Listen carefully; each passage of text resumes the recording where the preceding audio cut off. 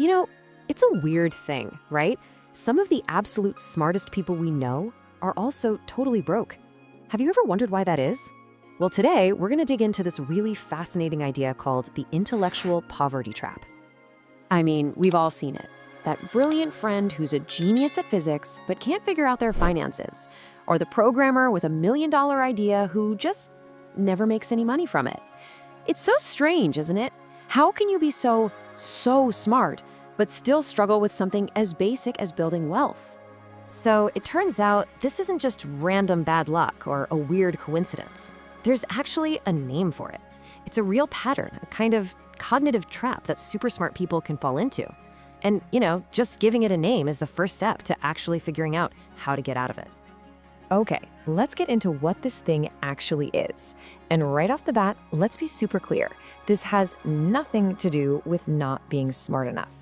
In fact, it's kind of the opposite. It's almost a side effect of having an abundance of intelligence. It's not about brains, it's all about your mindset. So here's the official breakdown. Basically, it's this pattern of thinking where really intelligent folks get caught up in the thinking part. They love learning, they love theory, they love perfecting ideas in their head, but they kind of forget about the practical, real-world skills that actually generate value. They're amazing at the what if, but they stumble on the how to. Yeah, this quote just nails it, doesn't it? That's the whole game right there. The real world, the marketplace, it doesn't really care how many books you've read.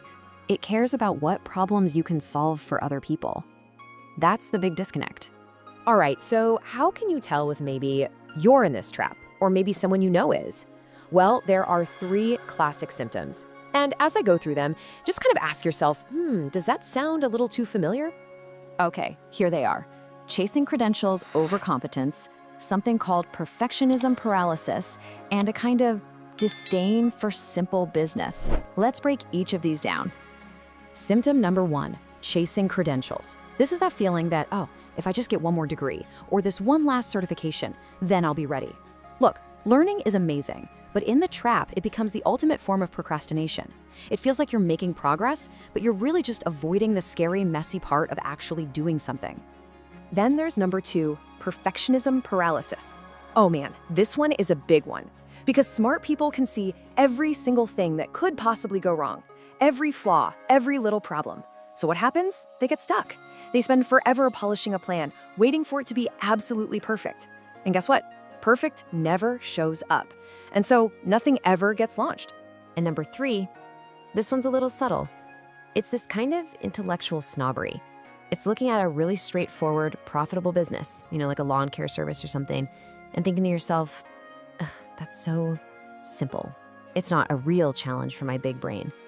And because of that, they completely miss these viable money-making opportunities that are staring them right in the face. This is where it gets really clear. Look at the difference here. The trapped mindset is always asking, what can I learn next? But the wealth mindset asks, what problem can I solve right now? The trapped mind obsesses over, is this idea perfect? The wealth mindset just wants to know, is this idea viable? Can it work? And maybe the biggest shift of all is going from, is this interesting for me, to, is this valuable to someone else? That is everything. But here's the good news, right? This isn't a life sentence. You can totally break free. And it's not about dumbing yourself down, not at all. It's about taking all that amazing brain power you have and just pointing it in a different direction. So how do you do it? It really comes down to 3 steps. First, prioritize action over analysis. Just do something, even if it's small. Second, adopt what's called a shipping mindset. That means get your stuff out into the world. Launch the thing, even if it's not perfect. And third, learn to actually value what the market wants, not just what you think is cool. And that's the core idea, right there. The goal isn't to be less smart. It's about taking that brilliant mind and aiming it directly at problems people will happily pay you to solve. Your brain is your single biggest asset. You just have to aim it at the right target. Okay, let's land the plane here. If you take away just one thing from all of this, let it be this next part. So, to recap, the intellectual poverty trap, it's a mindset, simple as that. It's not about how smart you are. The symptoms are chasing degrees, being paralyzed by perfectionism, and looking down on simple opportunities. And the escape route? It's all about taking action, shipping imperfect work, and focusing on what the market actually values. So, I'm going to leave you with one final question to chew on. Right now, in your own life, is your intellect an asset or is it a liability? Is it a powerful engine pushing you forward financially, or is it more like a super fancy car stuck in the mud, just spinning its wheels? Because where you aim that incredible horsepower, well, that's completely up to you.